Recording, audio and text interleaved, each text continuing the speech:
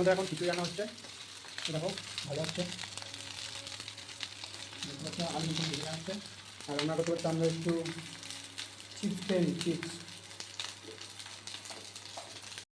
ভেজে নিয়েছি সুন্দর করে দিয়ে, এখানে আদাটা আমরা পেস্ট করে নিলাম। এখানে একটু মসুর ডালও আছে, জন্য এখানে বেগুনের জন্য বেগুনের পিস পিস করা আছে।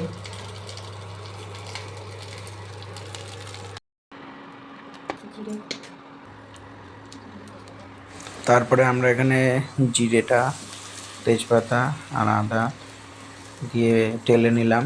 তারপরে লঙ্কার কুচিগুলো দিয়ে দিলাম। এবার একটু ভেজে নেব। হালকা ভাজা ভাজা হওয়ার পরে চাল দিয়ে দিলাম। এটা একটু অন্য স্টাইলে, আগেই ফোড়ন দেওয়ার স্টাইল এটা। চাল দিয়ে ডাল দিয়ে প্রথমে একটু ফোড়ন সিস্টেমে একটু ভেজে নিলাম। আসলে জায়গাটা ছোট, তাই আমাদের অসুবিধা হচ্ছিল একটু। তারপর লবণ, হলুদ যা যা লাগবে সব দিয়ে দিলাম। তারপরে হালকা একটু ভাজা ভাজা হয়ে গেলে জলটা গরম করে নিলাম। তারপর জলের মধ্যে দিয়ে ফুটাতে দিলাম।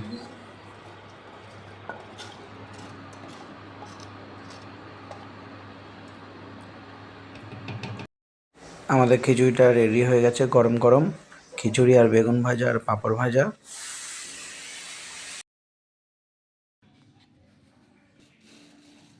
একটু খেয়ে দেখি, সেই টেস্টি হচ্ছে।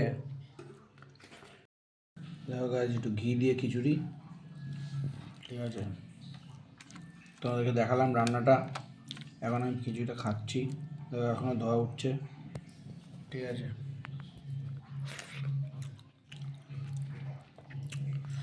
সেই টেস্টি হয়েছে, সেই টেস্টি খিচুড়ি আর বেগুন ভাজা, খেতে লাগে দারুণ মজা।